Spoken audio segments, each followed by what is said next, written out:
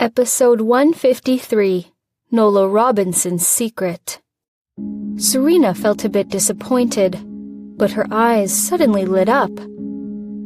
Can I go with you? She swallowed it back. What? She shook her head and said, Nothing. You go ahead. Jake felt a bit upset for not being able to take her home.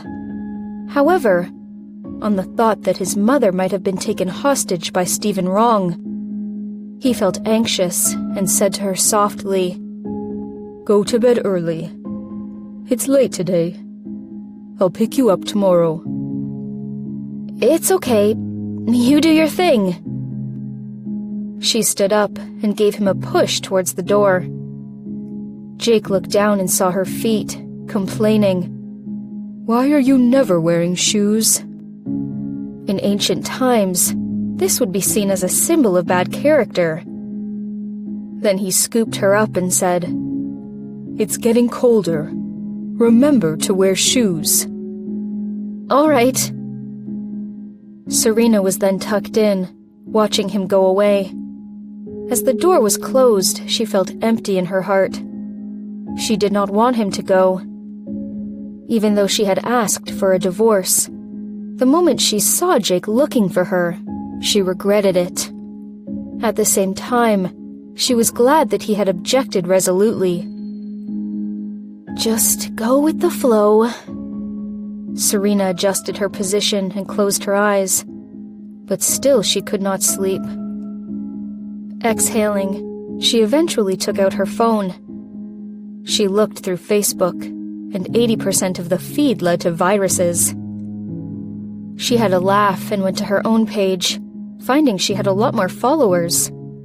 She used to have only several zombie fans, but now her followers had increased by tens of thousands. Looking at more than 80,000 followers, she checked the comments, which were almost all about her albums of the Maldives, the Wisteria and Piano, weddings, parties, and daily life.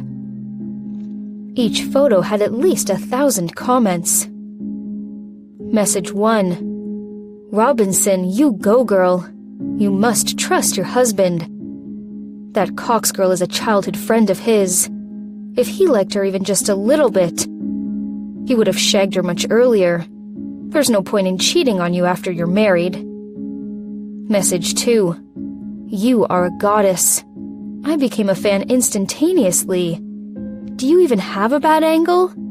Gorgeous. Message 3. Of course, my goddess is the best. That Lila Cox girl could not be compared to her. Message 4. Lila Cox is shameless and delusional, like Mr. Robinson said. Serena read the feed one by one, her heart filled with joy. Looking through her albums, she found a photo of her and Jake. She wrote under it, I trust you.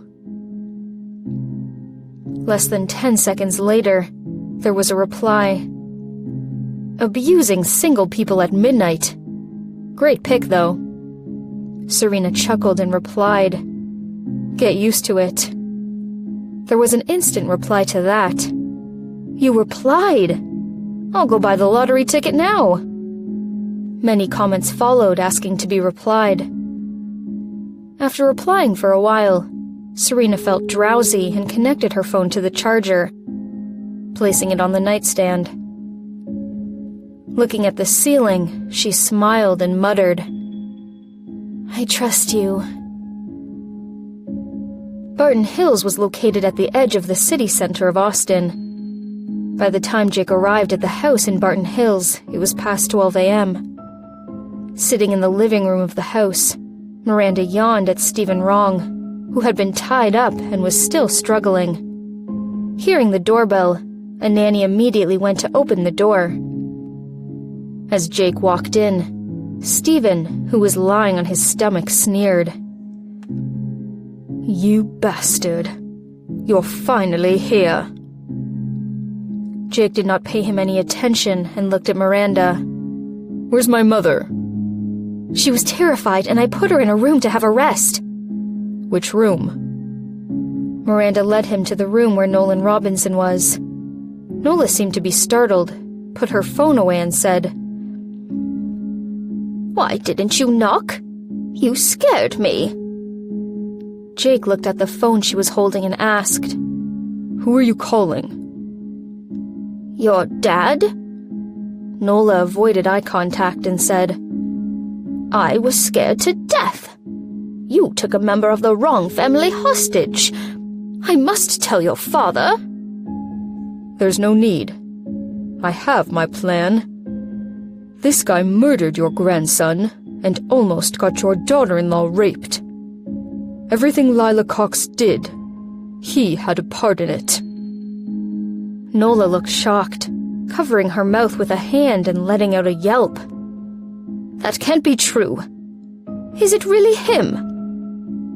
"Yes," Jake replied quietly and walked up. "Are you okay? I will send you home now. Don't come here in the future." Nola shook her head, her eyes shifty, and said, "I heard you arranged a lot of staff here, so I came in to check it out. But that guy lied to me." "Did he lie to you? Or did you let him out yourself? That no longer matters." Jake's voice was cold. "Mum, I know you like Lila, but I believe you have seen the video at the press conference.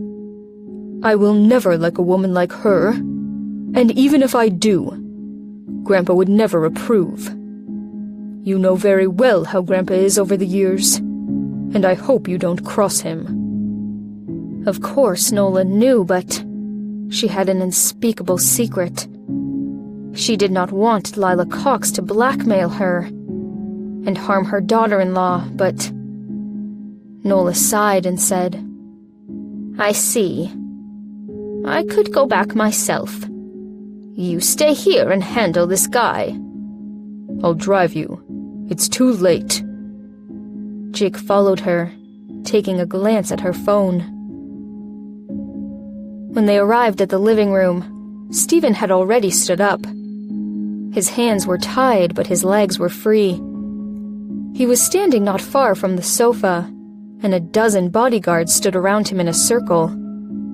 Standing in the middle, he looked at mother-son duo with a half-smile. Walking past the living room, Jake headed towards the door first. Nola followed him, when suddenly, Stephen dashed at Nola. Under the light, Miranda clearly saw a silver reflection in his mouth. Her pupils shrank, and Miranda exclaimed, "Watch out!" Seeing Stephen approaching her, Nola was so terrified that she forgot to move. Suddenly, a weight was thrown on top of her. Nola felt hugged by a strong body. Then she heard Miranda screaming out of terror. Looking aside, Nola saw a stream of red flowing out from Jake's body.